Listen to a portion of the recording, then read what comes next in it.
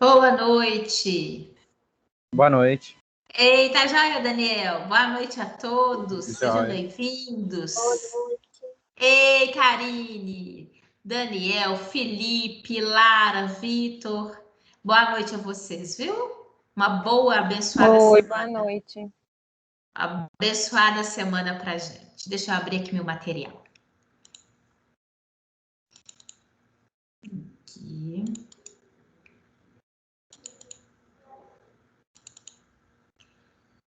Aqui.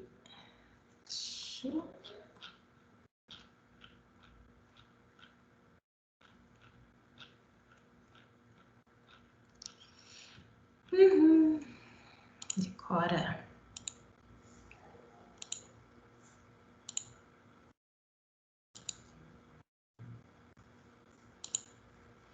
Isso, acho que. Bom. Estão vendo o material? Sim. Sim, então começo hoje dando o meu abraço às meninas, viu, meninas? Parabéns pelo nosso dia, que na verdade são todos os dias, né?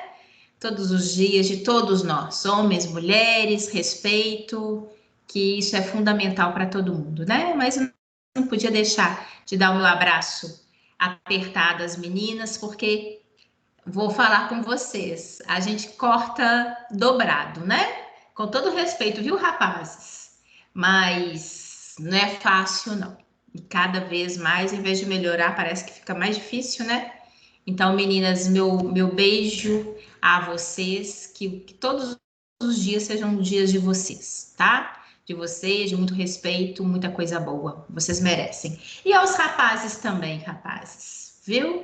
Afinal de contas, o que seriam de nós também sem vocês, né? É muito importante. Então, inicia aqui, deixa eu ver. Mariana, isso. Inicio aqui hoje com o meu abraço a todos.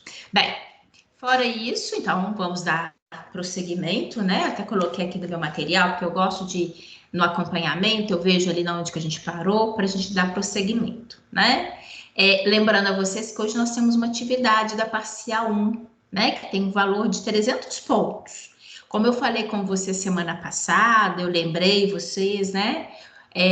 Dessa atividade, o que eu vou fazer? Eu vou deixar no segundo momento, porque ali vocês têm a tranquilidade, né? Que ela é uma atividade pequena, tranquila, na verdade é até mesmo para fazer com que vocês possam voltar ao material, recordar a matéria, então super tranquilo.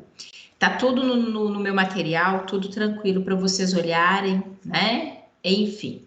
Mas aí fica mais fácil, né? Porque aí todo mundo já chegou, porque eu sei que tem, né? Tem gente que trabalha, quer queira ou não, chega atrasado, e aí a gente faz, né? Com tranquilidade.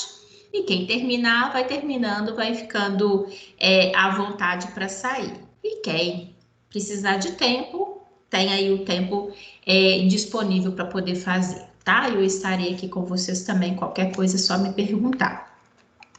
Aí fica mais fácil do que a gente dar aqui no meio do caminho e a gente não, né, ficar tendo que esperar alguém em função e outros aguardando, tá bom? Então, coloquei aqui só para dizer a vocês, para reforçar, né? Então, depois do intervalo, nós teremos a nossa atividade, tá bom?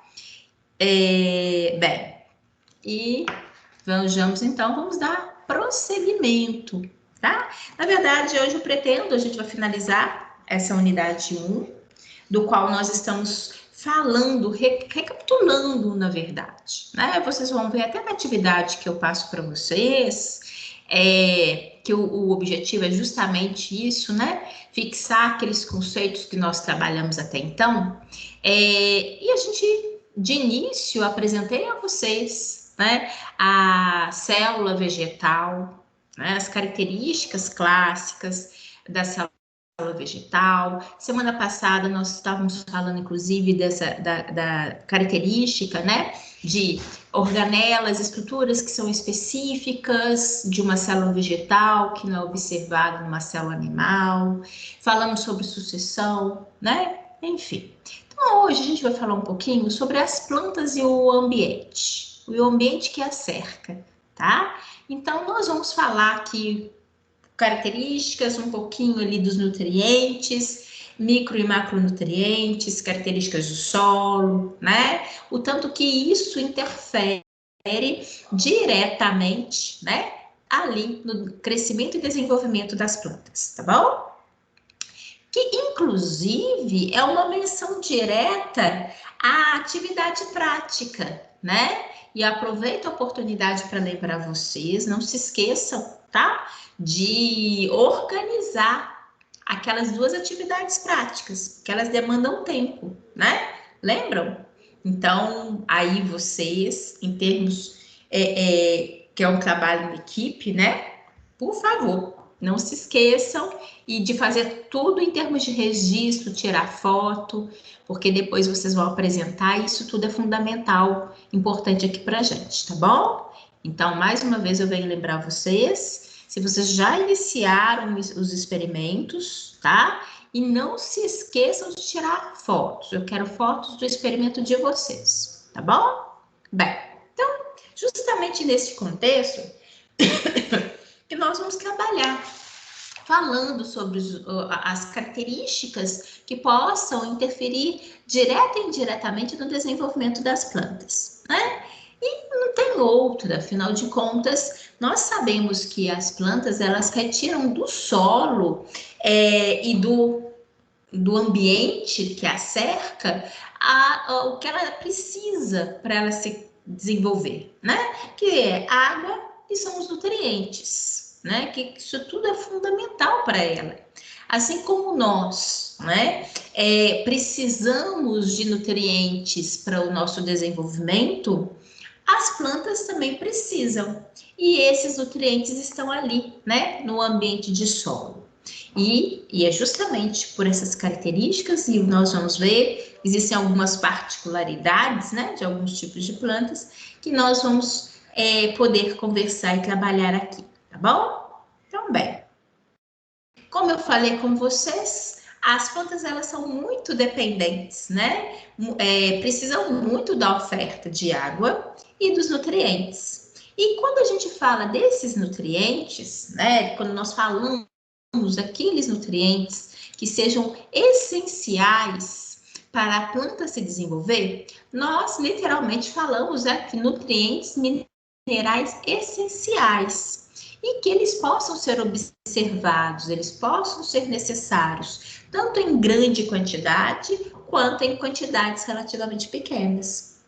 Quando eles são necessários em grande quantidade, nós denominamos de macronutrientes, né? Como nitrogênio, fósforo, potássio, enxofre, cálcio, magnésio. Quando a planta necessita em pequenas proporções, né? Nós denominamos de micronutrientes, como boro, zinco, molibdênio, manganês, cobre e cloro, né? Então, são constituintes que são importantes, sim, mas eles não precisam de estar em grande quantidade, né? Uma quantidade relativamente pequena já é o necessário para o desenvolvimento ali da planta, tá? Bem, e, logicamente, é fundamental que tenha ali a participação de gases, né? Nós sabemos que é fundamental ali até para o processo da planta, né? Processo respiratório, fotossíntese que nós mencionamos semana passada, é fundamental ali também a presença de gases, como gás carbônico, né? Oxigênio que ela acaba liberando para o ar atmosférico. Bem, associado ao gás carbônico, ela também precisa, né, de ter a presença de nitrogênio, e esse nitrogênio ele é observado também no solo. Esse nitrogênio presente no solo, ele possa ser tanto como nós falamos, observado de uma forma orgânica como uma forma inorgânica, tá? 98% desse nitrogênio presente no solo, ele é observado na forma orgânica, tá? E pouco, né, relativamente pouco, os restos 2%, da forma inorgânica.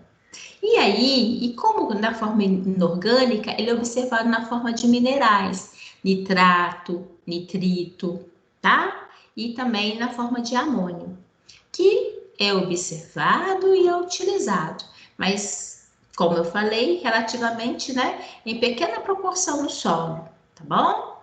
E, logicamente, diante disso, toda essa disponibilidade, quer seja de nutrientes, né, os nutrientes essenciais, quer sejam eles macro ou micronutrientes, a oferta de água e a própria oferta de nitrogênio no solo, eles acabam, a disponibilidade deles acaba interferindo diretamente no crescimento e desenvolvimento das plantas, né?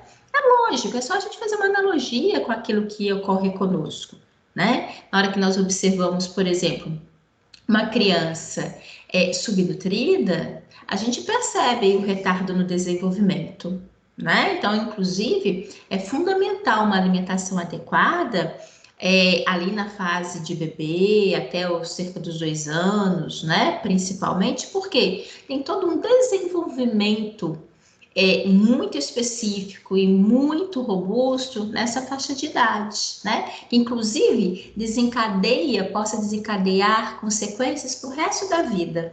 Estou falando isso de seres humanos, mas da mesma forma, obviamente, a gente possa perceber que isso também é uma característica para as plantas, que elas também precisam desses nutrientes que são tão importantes para o crescimento e desenvolvimento delas, né? Se porventura tiver escassez desses nutrientes, possa interferir naquele desenvolvimento da planta e, obviamente, impactar, né? Futuramente, até mesmo na, na presença ali dos frutos ou não, qualidade, enfim. Né? Então, são coisas que dá para a gente perceber. Logicamente, não é nenhuma novidade, né, nesse sentido. É instintivo para a gente imaginar o tanto que é importante. Né? Uma coisa também que vocês já devem ter ouvido falar, que é a característica de acidez do solo. Né? O solo ele possa vir a apresentar, né, uma quantidade muito maior de íons hidrogênio e, consequentemente, quanto maior a proporção de hidrogênio, maior acidez é observado no solo. Para vocês terem uma ideia, um solo com características ácidas, ele tem uma coloração mais escura, tá? Bem, na verdade, normalmente as plantas se desenvolvem bem num solo com uma acidez moderada, tá? E, logicamente, nós aí observamos algumas características de algumas plantas que vão ser mais adaptadas ao ambiente de um solo mais ou menos ácido, né? Mas, obviamente, que a característica, se tiver uma alteração ali no solo, quanto à sua característica natural de acidez, acaba interferindo no crescimento e desenvolvimento do vegetal, tá bom? Então, isso daqui para a gente também é importante imaginar, né? Bem, quando, inclusive, o solo se torna muito ácido, eles utilizam, na tentativa de diminuir a acidez, administrar calcário ao solo, tá? Então, é uma maneira também, às vezes isso pode acontecer. Logicamente que a gente, no nosso dia a dia, a gente não faz o controle, mesmo que você tenha ali uma horta, né? Que tenha ali um plantio, ou você tenha ali um jardim, a gente não tem necessariamente esse cuidado de observar essas características, né? Mas a gente sabe que no ponto de vista da agricultura, essa característica de solo, qualidade dele, para o crescimento e desenvolvimento das plantas, isso é um fator que é observado e precisa de ser levado em consideração, né, com muita seriedade. Então, é por isso que há algumas situações, ali na hora do rodízio de plantações, eles possam, eventualmente, tratar, né, administrando-se calcário, tentando diminuir a acidez que eventualmente possa ter naquele solo. Aqui, né, até comentei com vocês que normalmente as plantas elas crescem num solo com uma acidez moderada, né? E, obviamente, aqui até que eu coloco para vocês que acaba que isso favorece, no caso da disponibilidade dos nutrientes para as plantas, tá? Então, o que é muito importante, e aqui não é diferente, que é aquela característica de manter-se, né, um solo dentro das características padrão, dentro de um equilíbrio que seja considerado ideal para o desenvolvimento da planta. A partir do momento que a gente venha a ter, né, uma alteração, tanto para um lado quanto para o outro, ou seja, um solo ou muito mais ácido do que deveria, ou muito mais básico, ele acaba podendo interferir diretamente no crescimento das plantas. Até mesmo nessa característica de fazer com que os nutrientes, né, estejam menos disponíveis, então, para a planta. Então, isso é um fator que interfere, né? Uma coisa que por isso que eu falei com vocês, tem várias características aqui que elas acabam sendo muito instintivas. É importante que a gente coloque, né? Mas eu sei que todos nós sabemos a importância da oferta de água, a gente sabe o tanto, né? Que o clima daquele ambiente interfere sobre o desenvolvimento e crescimento das plantas. Inclusive, faz com que algumas regiões específicas, né, que venham ter um clima característico, venham ter algumas espécies também características, né? Isso, inclusive, entra naquele aspecto de bioma, do qual a gente já teve oportunidade de conversar, né? Eu fico à vontade aqui para vocês, porque tem alguns tópicos que nós falamos aqui na diversidade de criptógamas, e que nós também temos oportunidade de, dentro de um outro parâmetro, mas dentro da disciplina de educação ambiental, muitas das vezes a gente conversa, né? Porque nós estamos falando do ambiente, nós estamos falando do desenvolvimento aqui, no caso específico, né, na segunda-feira das criptógamas, o crescimento e desenvolvimento de vegetais.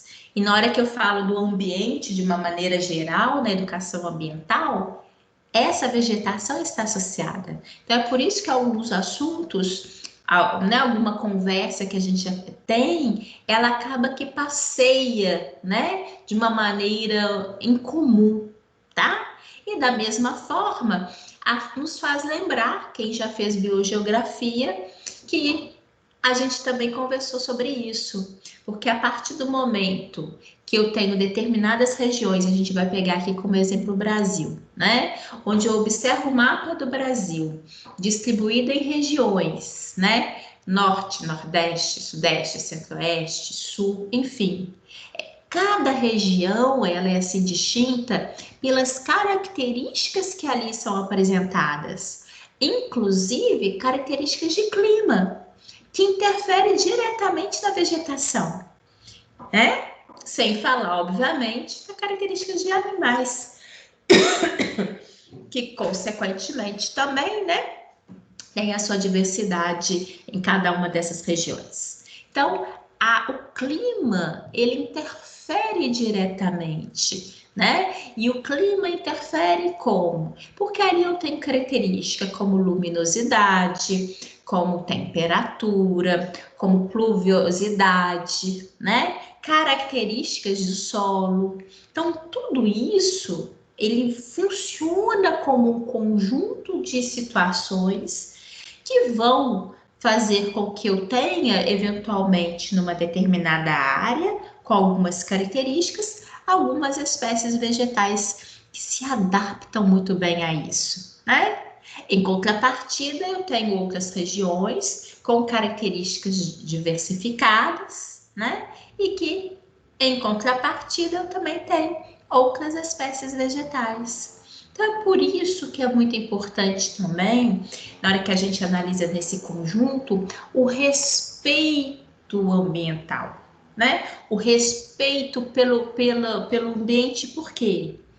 Quanto mais bem preservado for as características daquele local, da sua forma natural, mais eu preservo e estou, de fato, né, preservando as espécies que estão bem adaptadas àquele local. Né? Então, acho que isso é muito, muito importante e, como eu sempre falo com vocês, fiquem à vontade aqui para a gente conversar, qualquer coisa, né? Se vocês quiserem comentar, enfim, que eu acho que isso a gente acaba, né? A partir do momento que a gente percebe esses detalhes, a gente consegue perceber que, inclusive, não é uma fala exclusiva, né?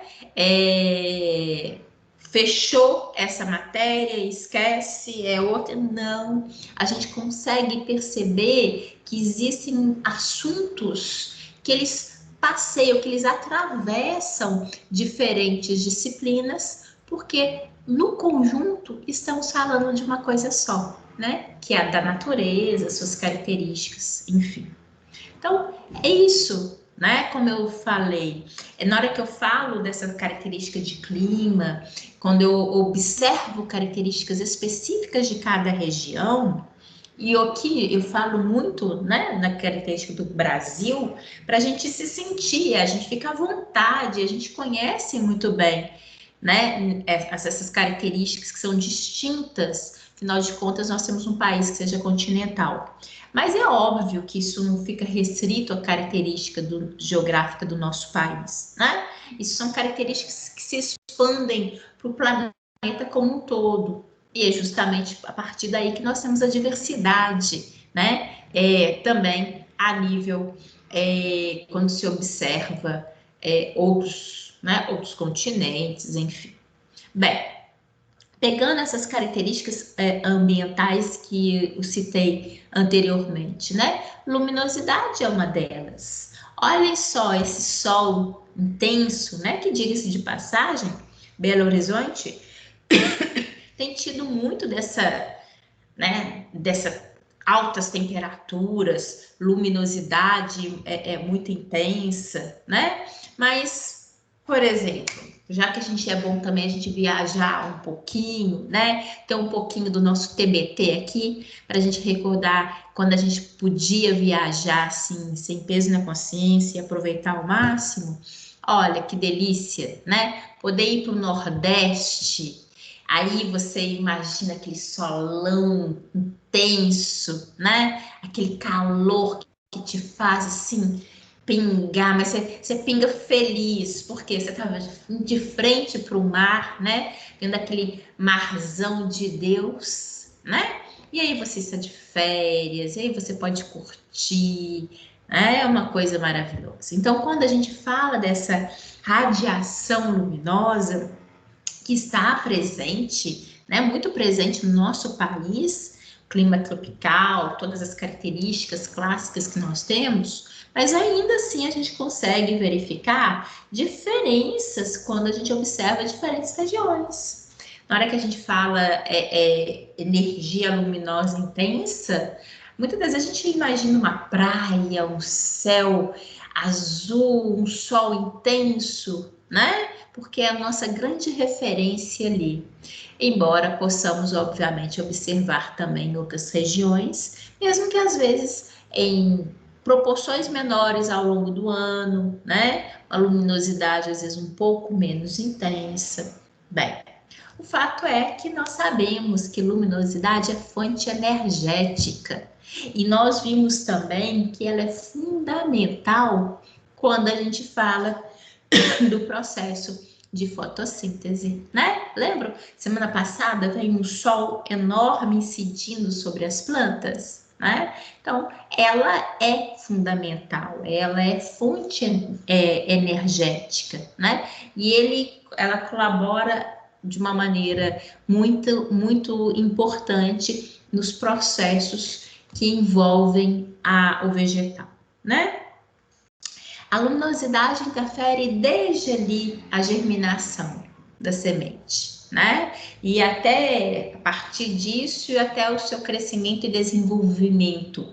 Então, ela está presente e ela interfere muito, de sobremaneira, em vários processos. Inclusive, vocês terão a oportunidade de perceber na atividade prática o quanto que ela interfere, né? O quanto que a planta, inclusive, procura por esses ambientes, né, em que apresenta luminosidade, tá?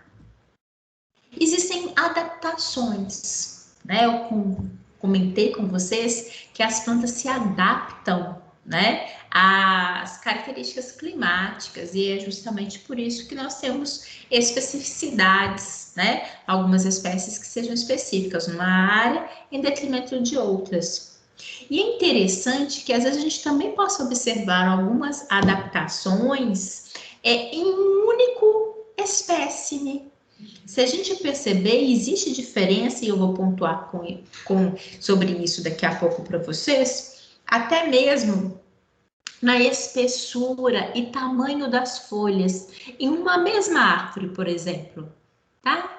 Tudo como uma adaptação a áreas que eventualmente acabam recebendo uma radiação luminosa maior, em detrimento de áreas que eventualmente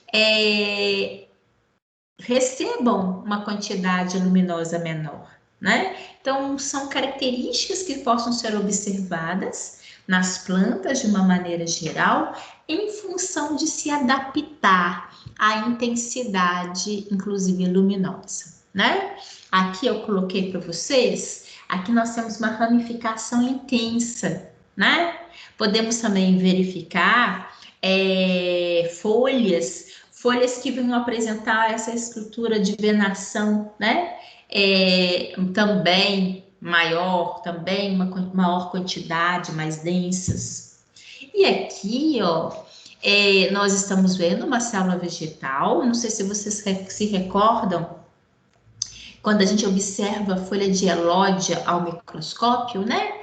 A gente tem a oportunidade de ver lá, né? Isso aqui é uma célula vegetal, e aqui esses pontinhos verdes que vocês estão vendo são os cloroplastos, né? Então, aqui, se a gente perceber como que tem grande quantidade de cloroplastos nesse vegetal, que é uma característica. Quando a folha ela recebe maior intensidade luminosa, ela tende a ter maior quantidade de cloroplastos ali a nível celular, tá? Em detrimento de outras, que se estão em regiões que recebem menor quantidade de energia luminosa, tem cloroplasto sim, mas ele possa ser observado em menor quantidade, tá bom?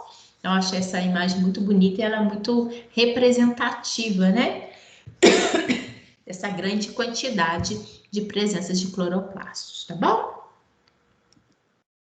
Aqui, todas essas características adaptativas são características genéticas, né? Não é necessariamente uma característica particular de uma planta.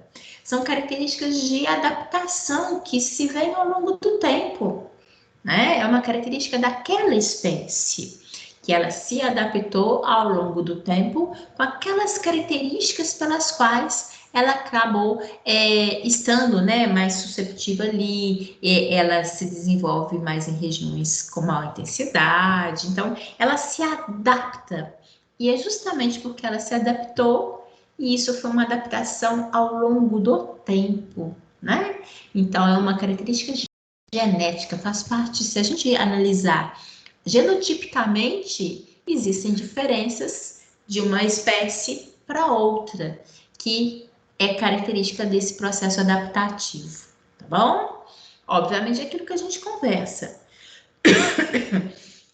qualquer que seja o ser vivo, né? Se eu observo mais especificamente numa determinada região, é porque aquela espécie, ao longo do tempo, se adaptou àquelas características, né? Se adaptou àquilo que é ofertado a ela. Isso é muito bom e é muito importante. Isso significa, inclusive, desse cuidado que nós precisamos de ter com o ambiente. Quando a gente fala, né, do tanto que tem havido pouco cuidado, né, com o planeta de uma maneira geral, superaquecimento, desmatamento, aumento de temperatura e também aumento da temperatura, por exemplo, do mar, né? O quanto possa interferir também ali nos seres que vivem no ambiente marinho. Então, assim, é uma cascata de alterações que possam interferir diretamente nisso que a gente está falando. Nessas características que as espécies ao longo do tempo se adaptaram e que de repente, de uma hora para outra, né? Aí principalmente com a interferência humana, a gente acaba fazendo com que as características ofertadas sejam completamente diferentes, né? Então, fazendo com que, com isso, vários indivíduos começam a não suportar essas variações tão bruscas. Aqui, coloco para vocês, vocês com certeza já ouviram falar, existem plantas que são adaptadas a uma intensidade luminosa muito grande, tem outras que, na verdade, são mais adaptadas à sombra, né? E aquelas de meio termo. Então, isso, logicamente, também é uma característica e isso faz com que, se a gente imaginar isso no ambiente, né? Que na hora que a gente fala disso, a gente lembra muito assim de jardim, né? Aquelas plantas que eu posso deixar lá fora, que elas precisam de muito sol. Aquelas plantas que eu posso deixar dentro de casa, que elas vão ficar bonitas. Ou aquelas plantas que precisam de meio termo. Mas vamos imaginar, elas não foram adaptadas para ficar na nossa casa ou fora da nossa casa, ou mais internamente ou mais no jardim. Não. Elas são adaptadas observando-se o ambiente como um todo, o meio ambiente. Ai, mas professora, mas como que algumas são? Sim, tem umas plantas que vivem embaixo de copas grandes. Então, ali naquele local que restou para ela desenvolver, ela recebe pouca luminosidade. Então, acaba que é interessante ela se adaptar a essa condição. E acaba, né, gente, tornando-se aquela área uma área do qual ela possa se aproveitar, né? Então, na natureza, os seres vivos, eles sabiamente vão se adaptando a diferentes condições ali, né? E, consequentemente, tem espaço para todos eles, tá? Desde que, obviamente, a gente respeite a natureza, tá? Eu comentei com vocês que as folhas possam também apresentar diferenciação, né? Em função da luminosidade, por exemplo, uma folha que fique mais exposta ao sol, normalmente são as folhas que são mais observadas no topo das árvores, né? Elas têm a característica de serem menores, tá? Elas são menores e tendem a ser mais espessas, tá? Por quê? Mais grossas. Isso acaba conferindo uma maior proteção para ela, né? São menores em tamanho e mais espessas, né? Mais grossas em espessura. Em consequência, aquelas folhas que são mais observadas, normalmente na porção, né, inferior da planta, onde ela recebe uma menor quantidade de luminosidade, elas tendem a ser maiores, mais robustas em tamanho e apresentam uma espessura mais fina, tá? Então, e tem diferença, a gente vai ver, por exemplo, plantas aquáticas, elas têm inclusive um determinado formato, né? Mais filiforme, mais característico. característico. Então, isso é muito importante. A gente chamar a atenção, imaginar, né, do porquê, o que eventualmente existem essas diferenças. Que às vezes sejam até visíveis, a gente vê e às vezes não enxerga, né? Vê aquilo dali e não percebe, não tem a sutileza da percepção. Então, a partir de agora, na hora de observarem alguma planta, né, tentem buscar algumas observações nesse sentido. Eu acho que isso é um bom exercício para a gente, né?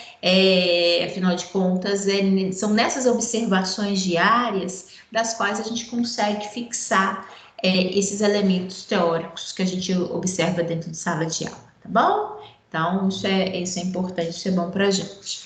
Vocês estão caladinhos? Alguém quer comentar alguma coisa? Não? Então, tá. Qualquer coisa, vocês fiquem à vontade, certo? Deixa eu perguntar uma coisa, que agora me passou até...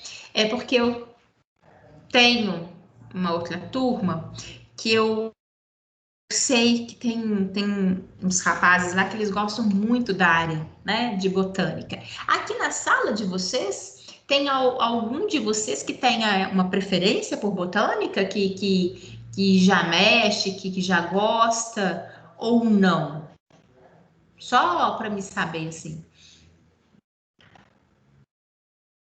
Pelo jeito não, né? Eu não tenho essa preferência, mas eu gosto.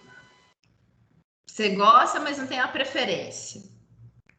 Entendi. Não, não tô falando isso, não tem. É porque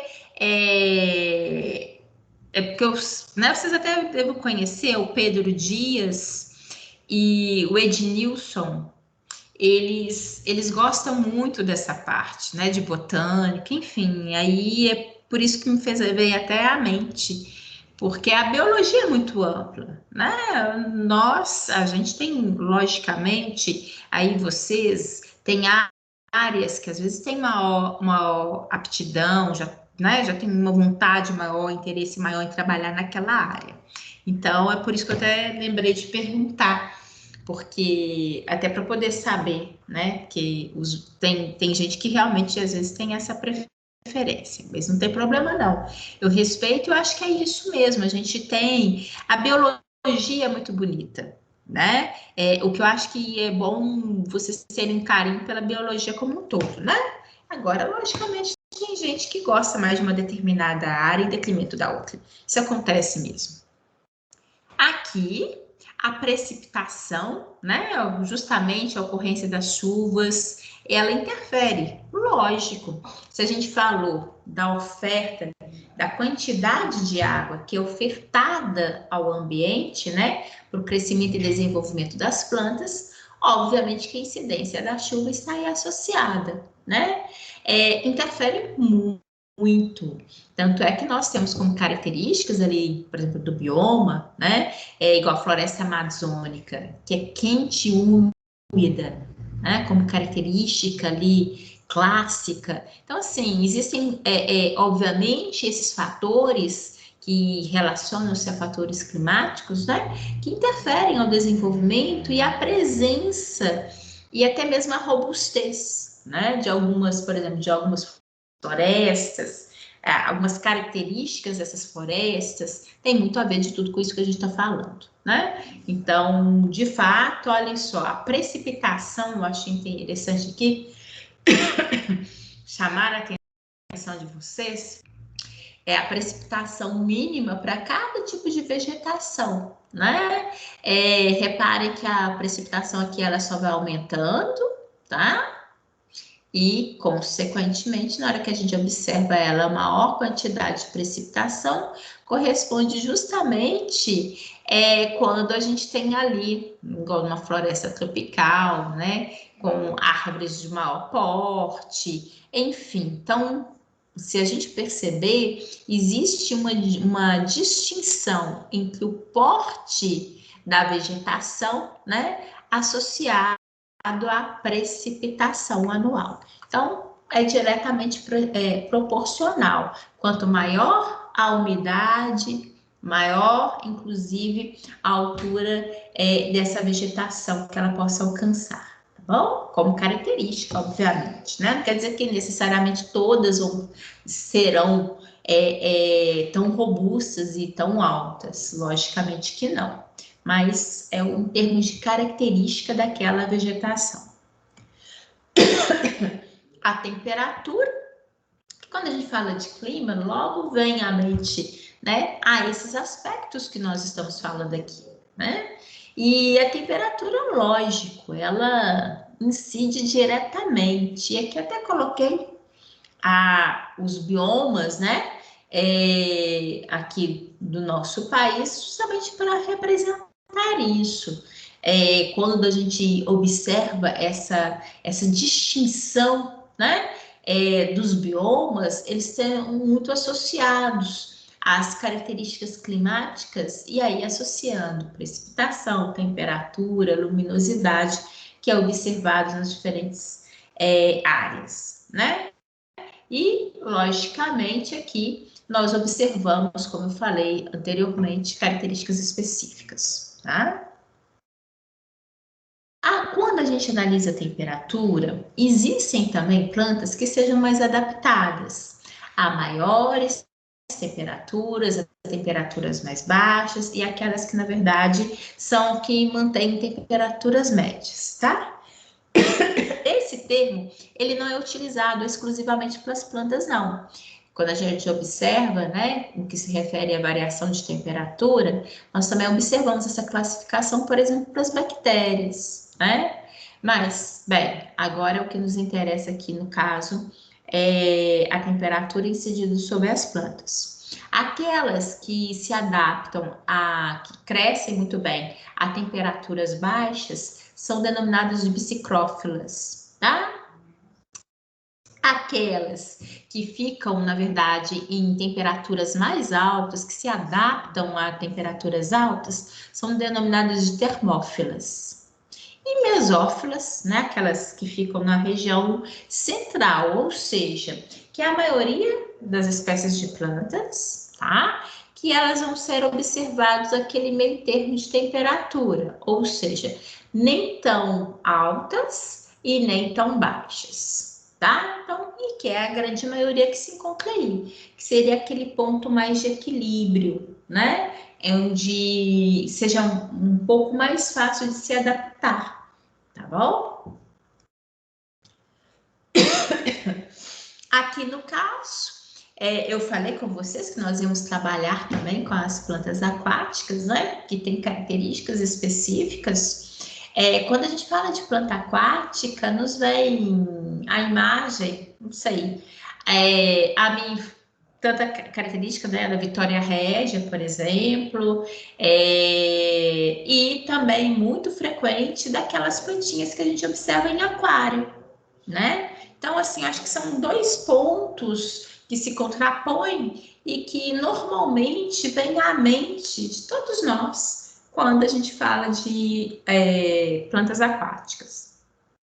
Bem, e é interessante porque que eu estou falando, tratando desse nosso imaginário. Porque já aí dá para você ver que eu consigo separar, dentro desse habitat aquático, esses dois conjuntos, onde eu observo plantas aquáticas que são flutuantes, como no caso a Vitória Régia, né? E aquelas que são submersas, como, por exemplo, daquelas que a gente vê no aquário. Não é muito comum ali a gente ver um aquário lindo, tem plantas aquáticas, né? E porque ajuda, logicamente, faz com que o habitat seja mais bonito, mais fidedigno, né? Bem, e tem diferença, tá? Por quê? Nós observamos aqui, inclusive, a característica das raízes, né? Que possam ter ali como distinção aqui. Nós observamos que nas plantas aquáticas, né, elas podem estar enraizadas ou serem flutuantes. e que quando elas estão totalmente submersas, como é o caso daquela do aquário, né? A gente observa ali ela uma maior quantidade de enraizamento, tá bom? E que, logicamente, esse enraizamento ajuda elas a obter os nutrientes necessários. E elas pegam muito desses nutrientes do subsolo, tá bom? Agora, as demais, elas também podem pegar os nutrientes diretamente, né? Absorvê-los do ambiente aquático, tá? Então, por isso que é importante a gente perceber essas distinções. E como eu falei com vocês, as plantas aquáticas, elas tendem a ter folhinhas mais finas, tá? Bem fininhas, em forma de fita, tá bom? Favorece para elas ali em termos de desenvolvimento. Então, por isso, eu não sei se vocês se recordam, vocês chegaram a fazer essa prática de elódia? Vocês chegaram a colocar a folhinha de elódia na lâmina de vidro e levar lá ao microscópio? Só para me saber? Nós não. Não? Também não. Não? Ah, então até eu vou... Eu acho que já, viu? A gente fez lá no laboratório da Timira, não? De elódia, eu não Pior que eu acho lembro. que também a gente fez, viu? Com a Nayara. Eu acho que sim, foi com ela. Ah, por quê? A gente não tem Pode até não Porque- ser escrito com a Nayara, mas a gente fez sim. A gente botou essa planta aí e a gente ficou vendo as células meio que... Colocava água, ficava meio turvo, sabe? Aí as Isso. células ficavam todas espalhadas na aguinha. Aí ficava seco, elas ficavam todas juntinhas no meio da célula. Isso mesmo, Gabriel. Olha. Então vocês fizeram sim. Eu até falo, e nessa, né? Oi, pode falar? A gente já fez com você no primeiro período. Foi até lá no Timbiras. Ótimo. Até falo, porque ela é uma prática de CMC, né? Isso, Por foi isso que foi o CMC. primeiro. Isso mesmo, Mariana. É de CMC. Porque lá na CMC, a gente fala para vocês sobre transporte que ocorre entre células. E é uma maneira que a gente tem justamente de observar, né?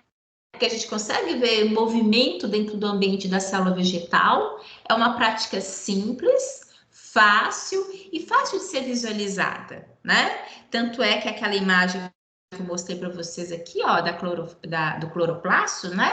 Aqui é uma imagem da qual a gente observa muito dessa elódia, que ela é simplesmente a gente pegar uma plantinha aquática, coloca ali entre lâmina e lamínula, né? Coloca a solução e aí a gente consegue verificar movimentos ali que ocorrem dentro da célula, né? E é isso que o Gabriel comentou. Tem hora que ela vai secando, a gente vai vendo, inclusive, o movimento dessas estruturas no seu contexto mais central, né? Enfim, então, e por que eu estou falando isso? Primeiro, para a gente contextualizar, para a gente recordar, até mesmo que se vocês não recordassem, achassem que não, quando a gente for lá no laboratório, ia até pedir a loja para a gente ver, mas vocês já viram, ótimo, é isso mesmo, é bom que vocês se recordam. E até para, não sei se vocês se recordam em termos do formato, né? Ali ela é uma plantinha extremamente fininha, bem em formato de fita, como essa que a gente está falando agora, né? Então é porque o grande detalhe é que às vezes a gente ali, quanto aluno, naquele momento, a gente não consegue perceber tantas características que eventualmente a gente poderia fixar, né? E com o tempo é que a gente vai percebendo e que as coisas vão assimilando, né? Inclusive de uma disciplina com outra. Mas se vocês tiverem oportunidade, né? Igual muito clássico de ver essas plantinhas ali. Agora que, infelizmente, as coisas estão, né? Inclusive regrediram, mas assim, em mercado central, naqueles locais onde tem, né? Aquário e tudo, é fácil de ser observado e a gente acaba verificando isso com outros olhos, né? Com características diferentes que a gente vai né, a ter oportunidade de fixar. Bem, aqui isso chama atenção, né? Logicamente, as plantas que vivem em ambientes alagados, né? Elas podem ser mais tolerantes a baixas concentrações de gases, entre eles, inclusive, de oxigênio, tá? E elas precisam ser tolerantes. Afinal de contas, elas são adaptadas a um ambiente em que, eventualmente, possa vir, né, a ter uma menor presença de oxigênio. Então, é isso que acontece. E elas se adaptam a essas características, tá? Bem, é aquilo que a gente comentou anteriormente, característica de adaptação. Elas adaptam, né, as plantas acabam se adaptando a diferentes ambientes e, consequentemente, ali estabelecendo seus nichos, né? Estabelecendo ali seus elos de comunicação, literalmente ali de contato, né, com outros seres e fazendo parte desse nicho ecológico, né? Então, isso é interessante, porque acaba tendo ambiente para desenvolvimento para todas, de acordo com as adaptações que elas acabam sofrendo. Existe, lógico, aquela interferência, literalmente a mãozinha do homem, né? E nós, infelizmente, a nossa mãozinha não tem sido uma mãozinha abençoada de cuidado com a natureza, né? A gente está aí com excesso de poluentes, a gente confere uma possibilidade muito grande, né, de chuva ácida, né? E isso interfere diretamente sobre as plantas, sobre o desenvolvimento e crescimento delas. Isso pode ser perceptivo a olho nu, né? Existem as plantas, elas perdem a intensidade da coloração, elas acabam podendo, né, realmente ficar com uma coloração mais amarelada com o tempo, tá? Elas começam a ter danos na própria estrutura da folha, ficam muito aquém em termos de desenvolvimento, que poderiam ser muito mais vistosas, ficam com crescimento dificultado, né, em função de todas as características. Por quê? A gente acaba interferindo na temperatura, né? A gente acaba interferindo, às vezes até mesmo na escassez de precipitação. Você sabe, a gente ouve muito isso no noticiário, né? O tanto que eventualmente a gente tem períodos de seca, às vezes, muito mais intensos do que tínhamos no passado, né? Muito em função das alterações que nós temos provocado. Quando vem chuva também, às vezes ela vem de uma maneira mais torrencial, né? Que acaba também, às vezes, interferindo na vegetação, provocando danos, né, estruturais físicos ali nas folhas, né? Então, tem uma série de situações.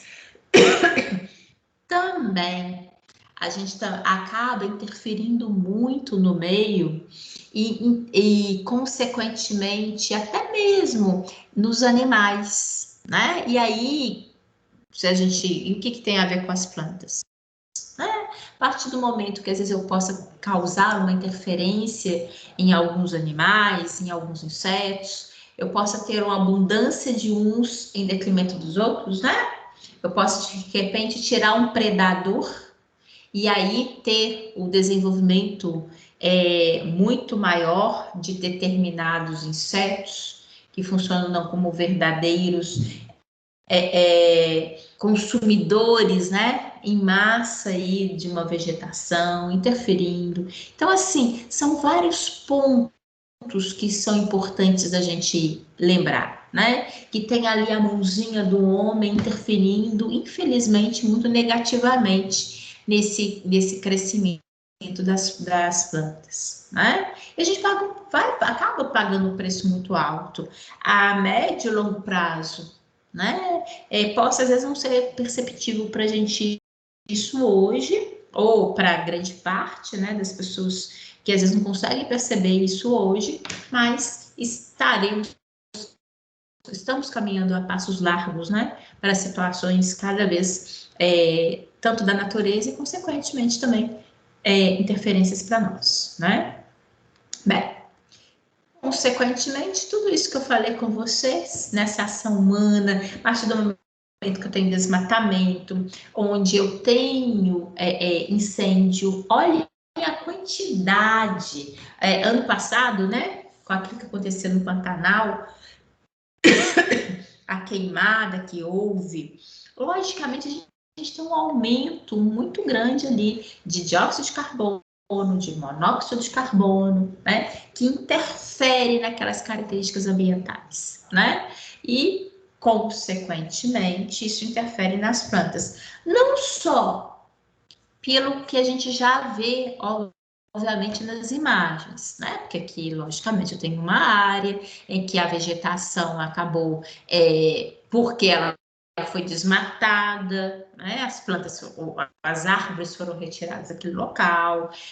Eu tenho ali uma vegetação rasteira que também sofreu ação, né? Da mesma forma que eles fazem o desmatamento, depois eles jogam fogo naquela área, né? Para trabalhar e fazer com que aquela área vire pastagem, por exemplo. Enfim, mas isso é uma alteração visível, lógico.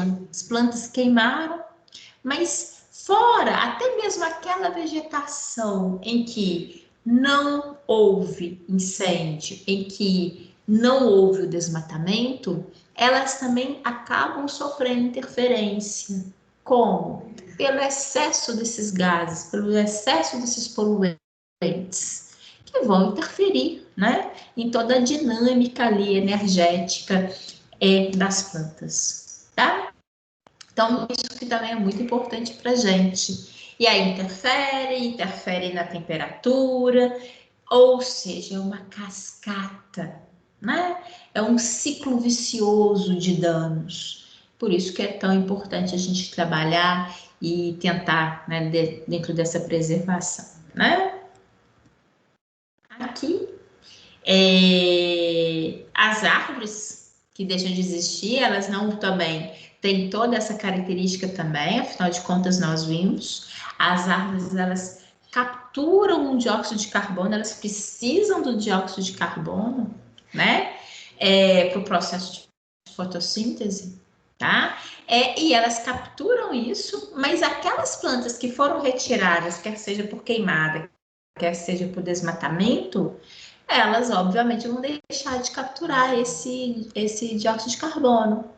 E aí ele vai ser observado em maior quantidade, né? E isso acaba interferindo naquele processo, naquele equilíbrio que nós observamos na natureza, né? Então, isso como eu falei com vocês, é um ciclo vicioso, né? E olhem, percebam aqui nessa imagem o tamanho desses homens diante das toras de madeira que estão próximos. Olha como que eles estão pequenininhos, né? Para vocês verificarem a robustez dessas árvores que eles estão devastando, né? O que é muito característico são árvores de dezenas a centenas de anos, né? Que eles chegam e vão promovendo o desmatamento, né? De árvores que duraram dezenas de anos para estarem do porte que estavam, né? É um pecado. É importante, a gente fala muito da introdução de espécies exóticas, e é muito comum, quando a gente fala disso, a gente mencionar do contexto da fauna, né? Bem, na flora também tem introdução de plantas exóticas, e aquelas características que possam vir a prejudicar no ambiente são as mesmas, né? Afinal de contas, é uma introdução de uma espécie exótica, ela acaba muitas vezes podendo interferir, né, ali numa dinâmica que já existe naquele ambiente, tá? Grande parte das plantas exóticas elas são muito trazidas principalmente pela ação humana, né? Possam também vir a partir do momento que tem a dissipação de sementes pelos animais, né? mas normalmente essa introdução de plantas invasoras, elas ocorrem preferencialmente, né, pela ação humana. Que aí a gente vai ver, acha que tem bonitinho, que quer trazer, que é uma muda, né? E às vezes, muitas das vezes, essas plantinhas, elas possam, às vezes, até mesmo não se desenvolver bem no local novo, né? Em função de tudo que a gente falou, das características adaptativas que ela já tem, às vezes a determinadas características ambientais do local que ela se encontrava e que às vezes ela não encontra mais aqui, né? Mas, assim como todo o processo de introdução de espécie exótica, introdução de espécie invasora, tem sempre também aquela possibilidade e aquela característica adaptativa em que ele acaba se adaptando muito bem àquele local e comprometendo espécies nativas, tá bom? Então, mais uma vez, né? Interessante, hoje eu achei no site do UAI uma matéria que eu lembrei de vocês na hora. Eu vou depois encaminhar para vocês, tá? Mas eu vou encaminhar, não na nossa disciplina de hoje, para a nossa disciplina de educação ambiental, tá bom? Mas é porque fala justamente da chegada de espécies invasoras, tá? Numa determinada área, aqui, que depois eu vou mostrar para vocês, e que como desequilibra. Então, depois eu vou encaminhar para vocês no grupo de WhatsApp da educação ambiental. Leiam, é rapidinho, é uma reportagem que saiu hoje, tá? É isso mesmo, hoje. E que tem tudo a ver com o que a gente estava falando semana passada, e que aqui, de alguma forma, né? Afinal de contas, independente de ser espécie animal ou vegetal, as características, né? Do tanto que ela possa interferir no ambiente em que ela é introduzida, são muito semelhantes. Então, eu vou encaminhar para vocês lá. Dá uma lida, vocês vão reconhecer muito da nossa fala semana passada, inclusive agora também, né? Enfim, eu acho, porque isso é que faz com que a gente possa verificar que o conteúdo teórico ele é aplicado, né? Principalmente a gente da biologia, porque vocês, gente, começam a trabalhar com esses conceitos de uma maneira prática, na hora que acompanham alguém numa consultoria, na hora que faz estágio, né? Aí vocês começam a verificar que essas características, elas deixam de ser puramente teóricas e passam a ser práticas, e a gente enxergar isso no dia a dia, tá? Bem, eu já comentei sobre a chuva ácida com vocês, né? Chuva ácida, ela obviamente ela danifica a vegetação, né? Essa acidez interfere na planta em si, na própria estrutura das folhas, interferem ao solo, né? Interferem na absorção dos nutrientes, ou seja, é uma dinâmica, né? Mais uma vez também, igual reparem que cíclica, né? Do qual a gente tem e tende a ter a formação de chuvas ácidas muito em função ou de algo até mesmo de erupção, né? De vulcão, existe isso sim, mas também provocado pela ação humana, com excesso de poluentes, tá? Essa imagem, até busquei uma imagem que foi justamente, né, com a característica de Brumadinho, né, o trajeto de Brumadinho, que foi varrendo toda a área, inclusive dos rios, né, que receberam toda aquele barro, aquele poluente de mineração e, consequentemente, interferiu na dinâmica da água, dos animais que ali, né, principalmente dos peixes e de toda a vegetação ribeirinha, né? Então, existe uma interferência direta do homem sobre o meio ambiente e a gente vivencia isso a duras penas, né? Acompanhando aí as coisas que vão acontecendo. Olha, lógico, essa interferência, a partir do momento, né? dessa água, que ela acaba interferindo até mesmo a longas distâncias para fauna e flora, né? E ao longo de toda essa margem, né, o tanto que também acaba não interferindo nessa flora, nessa característica vegetativa que acompanha aí esse rio, né? Então, logicamente, a gente tem com isso, com essas tragédias, o desaparecimento, às vezes, de algumas espécies, né? Porque interferem muito nas características ambientais, das quais elas estavam adaptadas, tá? E mesmo quando não leva ao desaparecimento de alguma espécie, às vezes reduz em quantidades assim muito significativas, né? Sendo muitas das vezes muito difícil para as espécies em termos de recuperação, tá bom?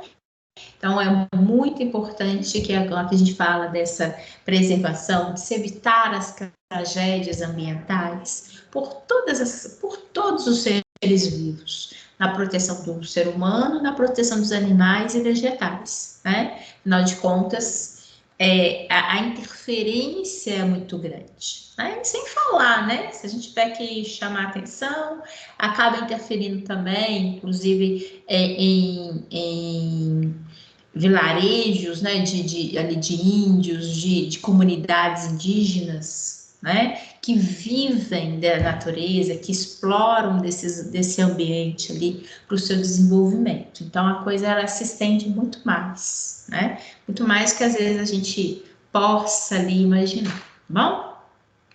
Aqui é um artigo, tá? Com o impacto das plantas invasoras nos recursos naturais de ambientes terrestres. Então, alguns casos brasileiros.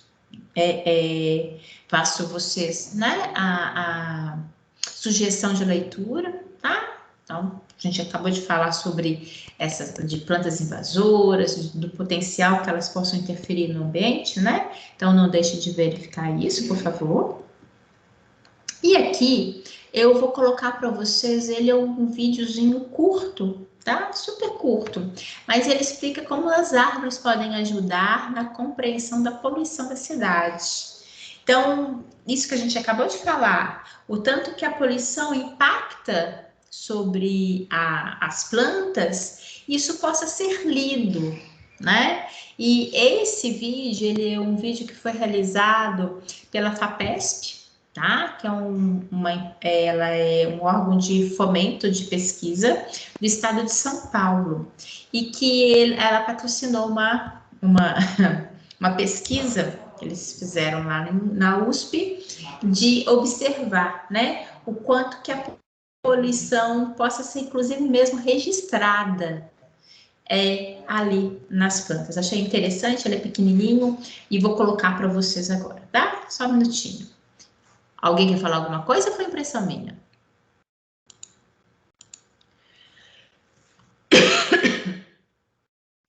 Deixa eu pôr aqui. Ele já tá no jeito.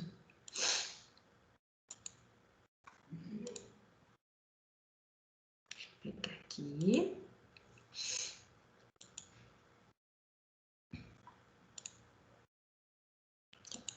Ó, ele tem som, tá? Então, qualquer coisa vocês me falam. É para ele aparecer com som. Aqui. Deixa eu pôr aqui desde o iniciozinho. Olhem só.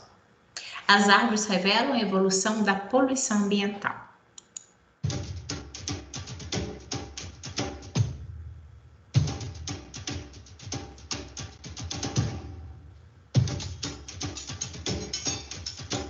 Nós temos uma linha de pesquisa sobre as árvores urbanas.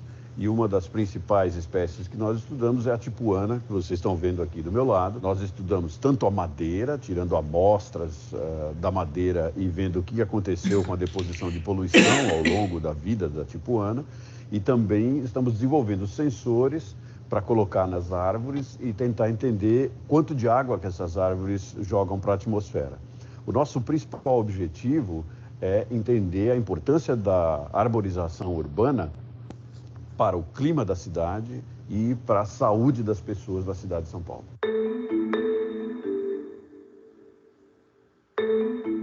Em geral, a gente faz as coletas com um amostrador como esse, é um trado de incremento, e a ideia é obter uma amostra de uma árvore viva sem ter que matá-la. A gente faz algo parecido como uma biópsia da árvore. É uma broca oca, como uma broca de uma furadeira, que a gente insere na árvore, rosqueia ela e tira uma pequena amostra como essa daqui, que a gente chama de baqueta. Então é realmente uma biópsia, um pedacinho de madeira que a gente tira da árvore, que tem todos os anéis de crescimento, que vão desde a casca até o centro da árvore. Então se é uma árvore que tem 50 anos, por exemplo, a gente vai ver 50 anéis de crescimento. Se tem 30 anéis de crescimento. Essas amostras, depois que elas são coletadas, elas são fixadas em suportes de madeira, como esse daqui, e elas são lixadas, para que a gente possa ver os anéis de crescimento em detalhes. Essa é uma das amostras na qual nós fizemos a análise dos elementos químicos. E essa análise ela é feita na própria superfície da madeira, utilizando um laser. E esse daqui é o rastro que o laser deixa na madeira.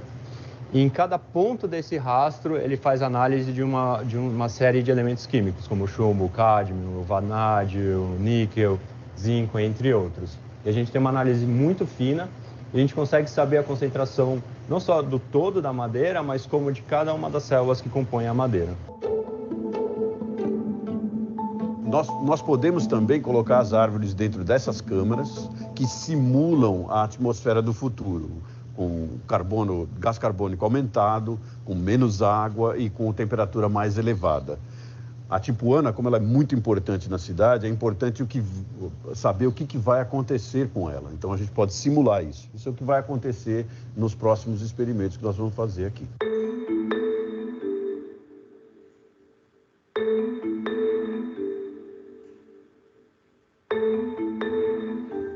Nós estamos usando árvores que já têm 60 anos de idade. Então isso é muito importante porque como as árvores, conforme elas vão crescendo, elas vão formando anéis na madeira, esses anéis deixam marcado a história do que era o clima, a história da poluição da época, a história de como se chovia ou não chovia muito naquela época. Então, com esses dados, nós conseguimos reconstruir a variabilidade dos elementos químicos na atmosfera para as últimas 2, 3 ou 4 décadas na cidade. E a gente conseguiu ver que vários desses elementos estão diminuindo nas últimas 3 décadas. Essa redução do chumbo é um resultado da proibição na década de 80, do uso dele na gasolina. Então, ele vai diminuindo a concentração ao longo das décadas. E outros elementos como níquel, zinco e o cádmio, eles estão relacionados à desindustrialização da cidade e também a um aumento da eficiência dos veículos que estão circulando hoje. Esses dados são muito importantes porque nós podemos usá-los, por exemplo, para correlacionar com questões de saúde, porque a gente tem também dados de incidência de doenças respiratórias e de outros tipos de doenças nas pessoas. Então isso ajuda a gente a entender como foi o passado para a gente conseguir prevenir o que vai acontecer no futuro.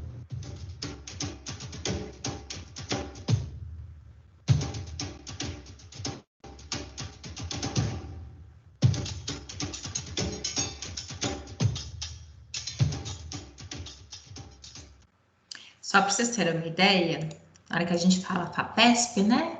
Nós temos aqui em Minas Gerais a FAPEMIG, tá? Que aí seria análoga, né? Aqui em Minas Gerais, que é uma fomentadora também de pesquisa, tá? Bem, eu achei interessante e coloco para vocês isso, porque embora, né, a gente fale ali, e a gente sabe que a poluição, de uma maneira geral, ela tem estado cada vez mais presente nos grandes centros urbanos, né?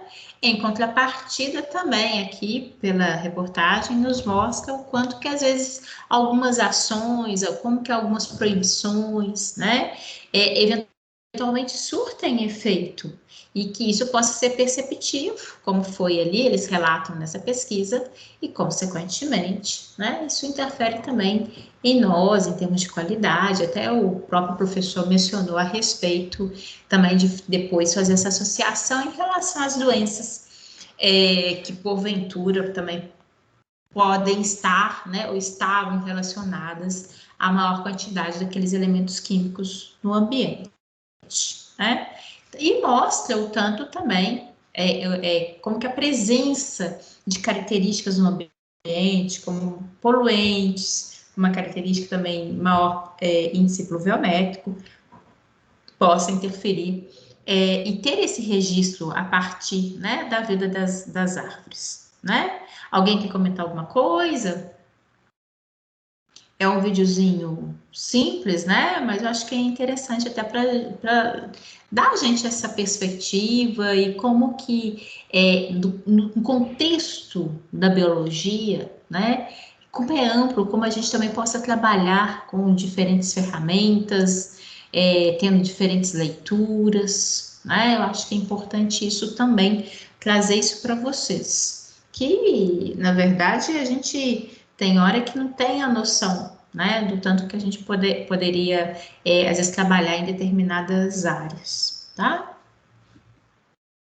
E agora, vão aparecer aqui, tá? São 2 ou 3 questões que que a gente vai fazer junto, tá? Na verdade, eu vou ler, vou dar um tempinho para vocês responderem e a gente vai corrigir, tá? Tem a ver com essa parte aqui que a gente tá lidando, tá bom? Então, olhem só. Os solos são formados por partículas degradadas de rochas, componentes orgânicos e inorgânicos. As proporções entre esses componentes resultam em textura e estrutura do solo, cujas partículas são envoltas por uma solução de água e solutos. Os solos são particularmente importantes para as plantas, embora muitas delas não se beneficiem diretamente desse substrato. Assinale a alternativa que traz informações corretas sobre a relação solo-planta. Então, vocês vão ver a característica correta. Eu vou dar um tempinho aqui, tá? Para vocês lerem e me falarem qual que é a questão que vocês acham que seja correta, tá certo? Vou marcar aqui, ó. Vou dar 1 minutinho, tá bom? Aí eu vou perguntar para vocês qual que vocês acham.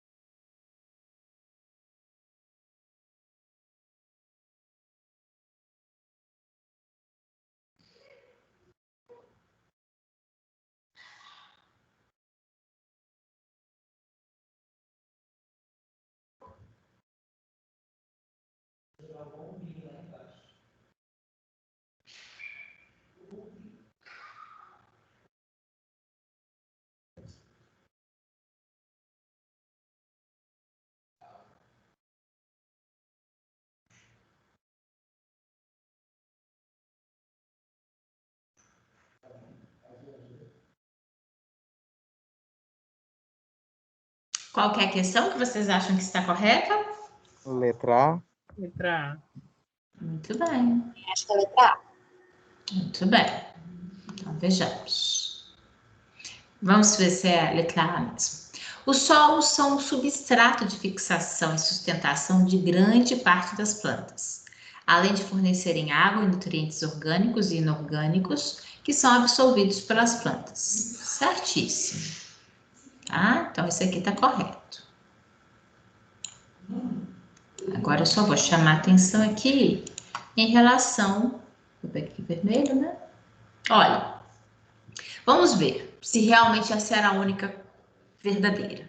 Os solos servem apenas como substrato de fixação e sustentação das plantas terrestres, mas não tem papel relevante na nutrição vegetal.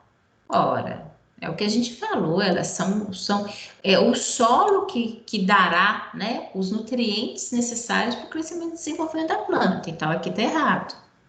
A matéria orgânica depositada no solo é proveniente da degradação de rochas, enquanto que os elementos inorgânicos vêm da serrapilheira e do humus. Na verdade, é que o autor ele trocou, né? A matéria orgânica vem da serrapilheira, de humus, né? E os minerais vêm da degradação das rochas. Então, os elementos inorgânicos vêm da degradação das rochas. As plantas podem se desenvolver bem em qualquer grau de acidez do solo, já que este parâmetro não influencia na disponibilidade de nutrientes. Nós vimos que influencia, sim, né? Tem que ter uma certa acidez, sem exagero, né? Sem excessos, mas a maioria das plantas se desenvolvem bem no ambiente com pouca acidez, né, com um pouquinho de acidez, porque interfere justamente na disponibilidade dos nutrientes. Os solos são importantes para a sustentação e nutrição das plantas, mas os vegetais não são capazes de alterar as características do solo. Na verdade, a gente sabe que os vegetais interferem, né? E eles, logicamente, os solos são fundamentais para a sustentação e nutrição, mas os vegetais acabam influenciando, né, as características do solo, sim. Até mesmo pela própria serrapilheira, folhas que caem sobre o solo, né? A matéria orgânica que vai estar agindo ali sobre o solo. Então, tá certinho. Então, questão 1 realmente é a letra A. Vejamos a próxima. Questão 2.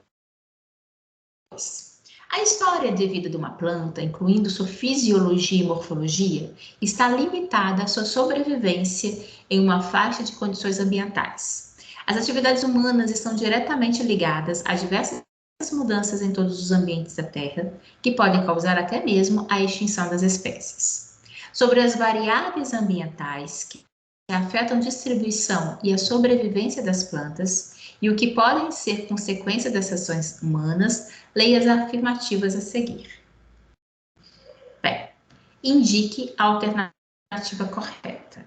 Vou deixar vocês lerem. Deixa eu tirar aqui. Vou deixar vocês lerem para a gente poder corrigir já já.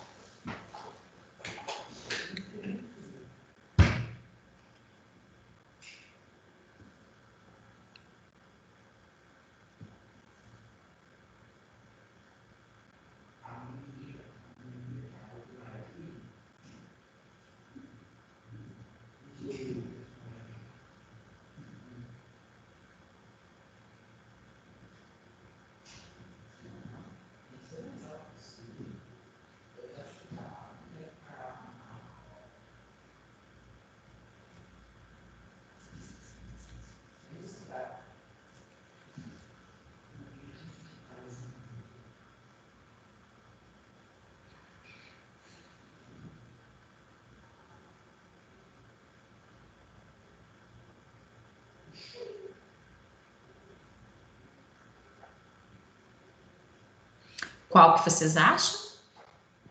Letra A. Sim. Sim. Então, olhem só. Até Até por exclusão aqui você chega à letra A. Porque o que está errado tá muito errado, né? Olha só. A fragmentação de habitats pode ser consequência da transformação de ecossistemas nativos em terras agrícolas ou urbanas, rodovias, passagens de linhas de transmissão, dentre outras. Ok, realmente isso tudo acaba interferindo nos habitats. Ok. Mas olhem só, deixa eu pegar aqui vermelho. Olhem como que o que está errado é gritante. O aumento nas concentrações atmosféricas de dióxido de carbono não é prejudicial às plantas. A gente viu que sim, né?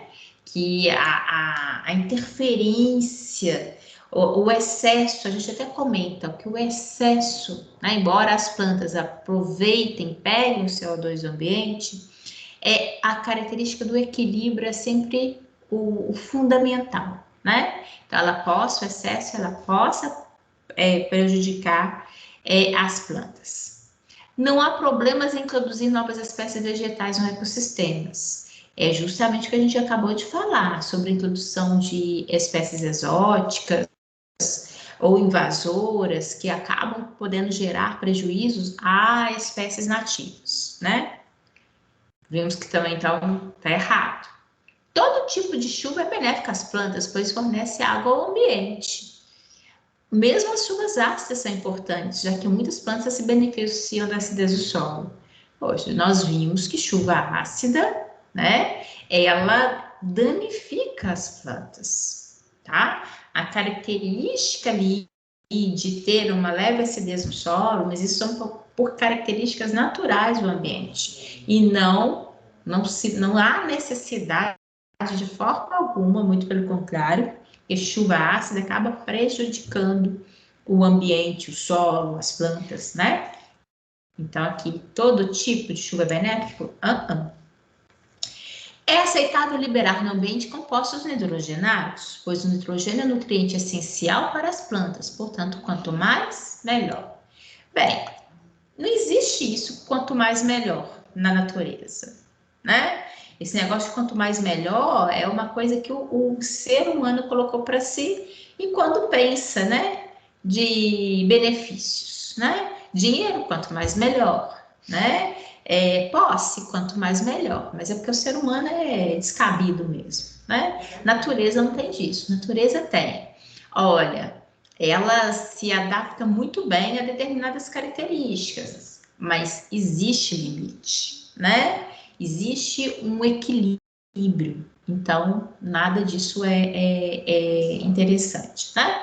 Que nós temos compostos no solo, né? Mas em excesso na natureza, tudo que é demais acaba sendo prejudicial, tá bom? Então, como eu falei com vocês, até mesmo quando a gente analisa cada uma das frases, né, a gente percebe que os erros são gritantes. E a gente consegue perceber que, de fato, nessa questão, a verdadeira, né, a única que seja completamente verdadeira é a letra A. Então, vamos para uma próxima.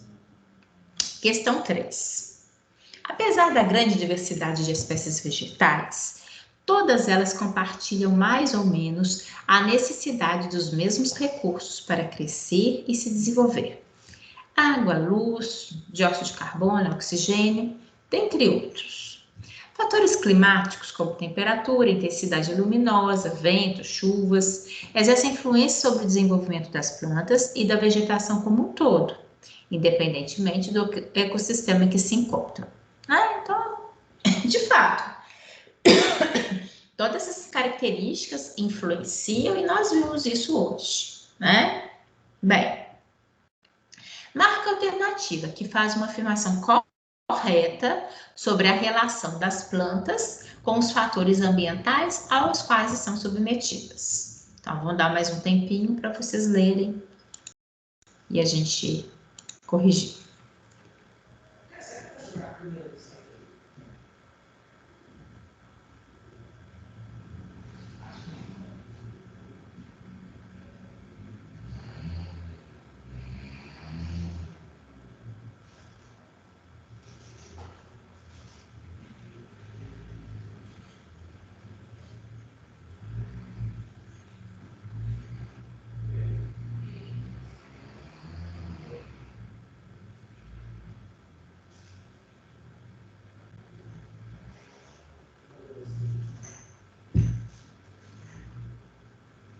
Ah, e tem uma coisa. Eu tô aqui lendo cada uma que eu vi. Leiam essa primeira parte e tem as outras duas questões aqui, tá? Outras duas frases. Vou dar um tempinho para vocês lerem essa. Depois eu dou um tempinho para vocês lerem as outras duas.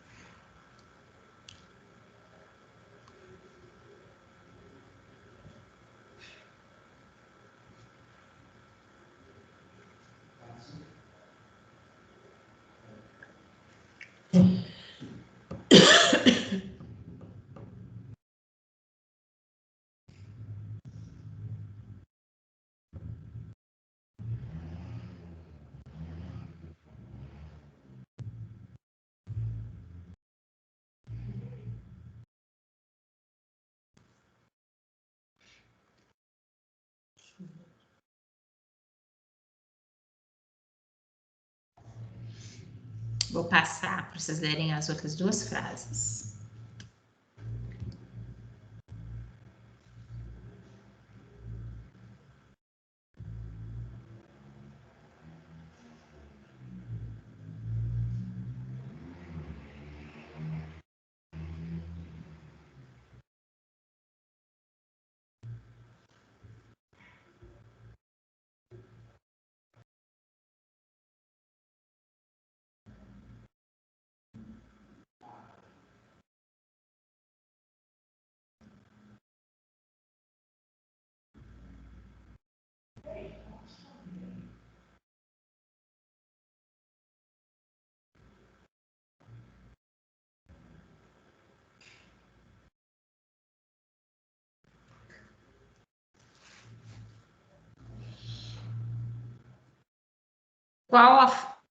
Qual afirmativa que vocês julgam ser correta? Letra C? Não sei, eu acho que é a letra B, né? Não. Vamos ver. Então, agora aqui houve divergência. Vejamos. Vamos analisar cada uma aqui. Deixa eu pegar o vermelho. Aí. Apesar de ser uniforme ao longo do ano, a luminosidade afeta diferentemente plantas de uma vegetação florestal. Bem, a luminosidade, ela é uniforme ao longo do ano? Na verdade, não. Né? Aqui já tem um erro, né? Ela não é uniforme ao longo do ano. A gente sabe, tem diferenciação de luminosidade, né? Em cada estação do ano. Bem, a precipitação é importante para repor parte da água no solo disponível para as plantas. Já a umidade do ar sempre irá tornar o ambiente ao redor da planta mais fresco, reduzindo a temperatura do local. Poxa, umidade, quanto maior a umidade, obrigatoriamente eu tenho temperaturas mais baixas? Não. Pelo contrário, existem locais que nós temos alta umidade e temperaturas altas, né? Então, isso aqui também não é correto. Plantas aquáticas com folhas submersas precisam ser adaptadas para conseguir captar a luz solar, sim. Já que, isso até a gente comentou, né? Já que a água reduz a velocidade da luz, diminuindo sua disponibilidade para as plantas. Ok, tá verdadeira, mas vamos ver se é ela mesma. Vamos analisar as outras que estão aqui. Temperaturas muito altas podem prejudicar as plantas, afetando suas células, proteínas e metabolismo. Mas temperaturas muito baixas não oferecem riscos ao desenvolvimento de nenhum vegetal. Aqui está errado, né? Eles não oferecem riscos ao desenvolvimento? Sempre tem isso, né? Aquilo que a gente já falou. Os extremos, né? Tem características de que existem espécies que sejam adaptadas a maiores e menores temperaturas, mas justamente porque tanto a temperaturas muito altas como temperaturas muito baixas podem interferir fortemente no desenvolvimento das plantas, né? Plantas Plantas aquáticas têm facilidade para incorporar dióxido de carbono e oxigênio, já que esses gases se difundem facilmente na água. Portanto, vegetais aquáticos não precisam ter adaptações específicas para a sobrevivência na água. A gente acabou de ver que plantas aquáticas têm adaptação, a característica da folha de fita, tem umas que são enraizadas para ter nutrientes, tem outras que conseguem absorver os nutrientes, né, em contato com a própria água, que são as flutuantes. Então, existem variações, existem características, isso daqui também está errado, tá? Então, na hora que a gente observa, de fato, né, a alternativa correta é a letra C, tá bom? Então, essa daqui, para a gente trabalhar com ela. Eu não sei se tem outra questão. Não, tá? Isso aqui, aí, são essas 3 questões mesmo. Bem, então, quero saber se tem alguma pergunta, se alguém quer comentar alguma coisa. Não? Bem, seguinte, eu, logicamente aqui pelo horário, sei que a gente vai entrar no nosso horário de intervalo, eu só vou fazer uma breve propaganda, tá? Daqui da unidade 2, porque quer queira ou não, a gente ganha esse tempinho, né? A gente não pode perder tempo. Vou fazer essa breve propaganda para já abrir a mente para a semana que vem, que nós vamos dar início, né? Nossa unidade 2. Nós vamos entrar na biologia dos fungos. E eu quero que vocês pensem, até vocês poderiam trazer, tá, pra gente, pra semana que vem. Por que eu tô falando disso? Porque no nosso segundo horário, né, como eu falei anteriormente, vai ser a nossa atividade, tá? Atividade parcial. Então, assim, semana que vem a gente vai retomar com a unidade 2, tá bom? Então, até peço a vocês, procurem coisas sobre os fungos. Semana que vem, na hora de eu iniciar, né, eu quero saber o que vocês conseguiram aí de observações, de características, de alguma curiosidade, né? Por quê? Os fungos é um reino à parte, tá? A gente está aqui dando início, vocês viram que nós iniciamos com a nossa unidade 1, uma introdução, né? Falando de características, tipos celulares, características específicas, né, das plantas. Agora, os fungos é um reino à parte, tá? Eles têm também características específicas, né? Existem características similares, mas têm particularidades, tá? Então, nós vamos iniciar, né, o estudo deles. Logicamente que eles têm uma ampla dimensão aqui para a gente em termos de estudo, que não é o objetivo nosso aqui, por exemplo, porque a gente sabe que os fungos, eles podem também causar doenças, né? Aqui nós não vamos nos ater a isso. Logicamente que a gente cita, eu até mesmo disponibilizei para vocês, lá no AVA, tem até uns arquivos também que eu coloquei, até de aula, quando eu aprofundo em relação às micoses, né? Enfim. Então, vocês podem dar uma olhada lá depois também, né? Mas eu chamo a atenção para vocês em relação a isso. Busquem coisas, tá? Que vocês acham que seja curioso sobre os fungos. Semana que vem a gente vai iniciar. Vocês podem, né? Não quer dizer texto, não é nada disso, não. Características. Vocês podem jogar aqui algumas informações para gente que vocês julgarem importantes sobre os fungos.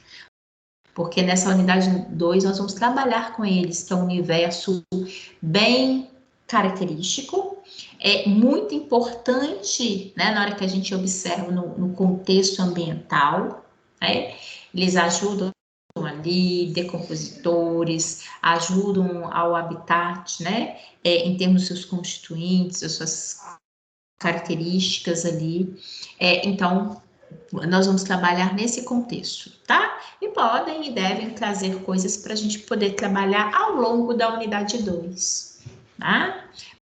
Bem, uma outra coisa também que eu queria falar com vocês é o seguinte. Eu iniciei até aqui hoje, eu falei com os meninos que estavam em sala.